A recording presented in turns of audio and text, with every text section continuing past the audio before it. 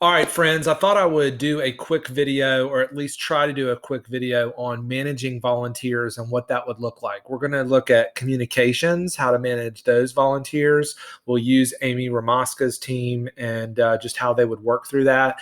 We'll use connections, and then we'll also use groups. So we'll talk about a couple of the processes that it would take to actually move people from interested to invested.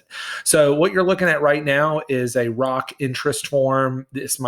Will look a little bit different once we go live in production, but this will live off of basically any web page that our communications team has found would be a good place to have this form. So there's lots of different types of forms like this. You might have a bridge form. You might have a of interest. You might have a care and recovery interest form. You might have a baptism interest form. All of these types of forms, they filter in information that say, hey, I'm a person that's interested in doing something. So for instance, on the campus page, the interest form it'll come from this link right here. So you see student, AV worship, connect team, communication. So communications is an example. That's why I'm using this example. So these are a couple of the options. And when someone clicks on this form, they would get something that looks similar to this. So I'm going to go ahead and put my name and my information in here. I'm going to go ahead and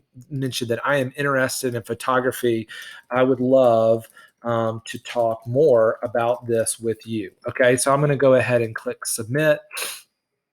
And what that's going to do is it's going to create a connections request for Amy Ramaska and their team, whoever is the default connector or whoever are the connectors that are managing some of that process. So I'll go ahead and close that page. I'll go ahead and show you what this looks like underneath the plug. So underneath serving opportunities, there is going to be a place that's called communications. You can see that right here. Now I'm looking at all. If you just wanted to manage your campus, you can always do that, and it actually will make the cognitive load a little less.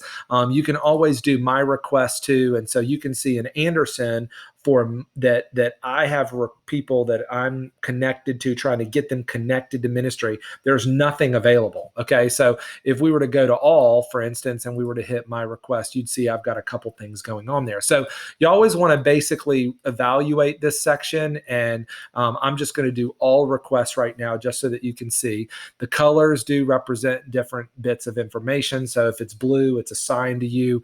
If it's orange, that means it's not been assigned to anybody. That probably will not be the case in rock. And then the orange is a critical status. And then this red means that for 14 days, no one has talked to these individuals. So Amy Ramaska or whoever's on the team pretty much just got an email. It was probably Amy because she's the default connector. We'll go ahead and click on this connections, and we'll see over here that Chris Rivers, that I'm actually here in Chris Rivers. You can see this because you know that because there's that little color right there that's critical. Critical means that no one has made any contact with them. So I know for sure that this is me. I'm going to go ahead and click on that, and you can see some of the information, what I just said. Hey, I would love to talk more about this with you. So going back, so I know that we're working on the same one because I know there's a couple test ones in here. When you're managing connections, sometimes it's helpful if you click on this filter option and you use some of the activities or status or campus or the different activities if you want to just track those things. So if you want to look at who's in progress, you could. If you want to look at who's active in the state, or if you're looking at, hey, I just want to look at all the people that currently have an application that's been received or an application that's been sent, you can always manage that similar to like a Google spreadsheet if you were wanting to filter out information. So this really acts as like a reporting dashboard for you for communications, at least in this one opportunity that's under serving opportunities. So let's go ahead and click on Chris Rivers. If I was Amy Ramaska, probably the first thing that I would do is I would want to find out a little bit about Chris. I can tell that he is in biblical community. He actually does have a pending background check. He's not serving anywhere, so that's great because I'd love to get him on my team. You can see he's a covenant member. He's with Powdersville, and he does have a responsible pastor, so that's great. Of course, you can see some of the information. You can see the actual connector is Amy Ramaska. So she did get an email which we'll need to email her in a minute and tell her that this was a test. But she has all of that information there. And then you can see what form this came from. So if someone filled out a Baptist interest form or a baptism interest form or a bridge interest form or any other forms that we've talked to ministries about making that don't act as an event registration, they just act as a form of interest. I'm interested in getting plugged into something. So that's what this would be. And then also you can see some of the workflows that are available here. So there's 3 that help create some automation. You can place Chris in a serving team. You can create a successful connection, which means it's finished, it's done. And that's going to change the status up here to from no contact to connected. And it's going to change the state, I believe. Let's go ahead and click on edit. Let me show you what a successful connection does. It changes the state to connected, and it changes the status to completed. So instead of having to click edit and go do that, the workflow does it itself. As well as the unsuccessful connection, what that does is it moves it from inactive and it shows unsuccessful. Now, why would you do that? Why would you use any of these workflows? Well, let's say you contacted Chris and he said, hey, I made a mistake, I'm not interested. You might want to say unsuccessful connection, and it'll change all of that stuff as well as the activities below, which is something that I wanted to mention and I hadn't yet. So basically underneath this activity section, you can see all of the things that have actually happened with Chris. There's been a lot of activity. Chris has tried to get plugged into children's ministry. As you can see in this column, he's tried to get plugged into the Connect team. So right now, getting plugged into the communications team, it gives Amy kind of a snapshot of Chris's involvement a bit.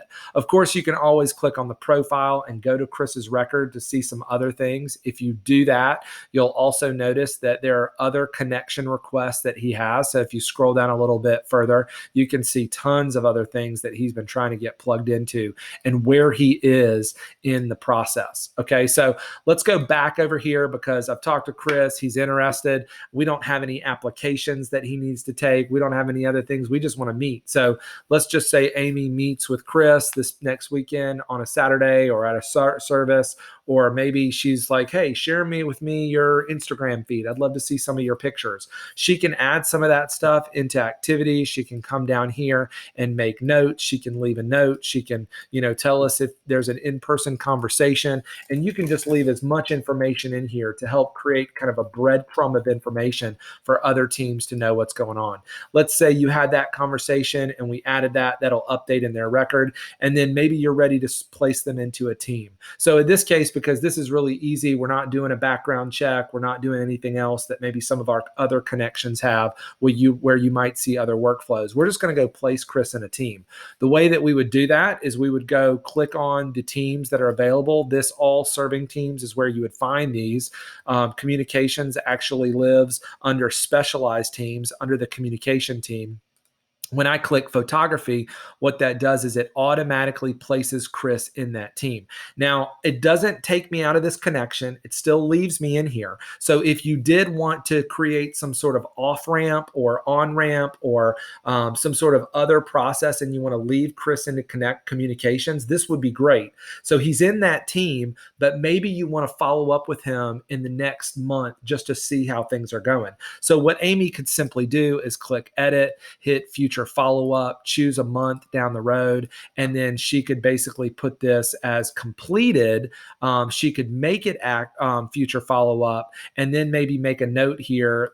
I'm going to go ahead and click save just to kind of show you what this looks like. So that activity has been created. We've seen that. So what I might want to do is put a note on his record that, I have placed Chris in a team, and I have added a future follow-up to connect with him and see how things are going. Okay. So, You can always do that here. That's a simple way to create an activity. I'll just leave a note. I'm going to put that for Amy and communicate with her later, of course.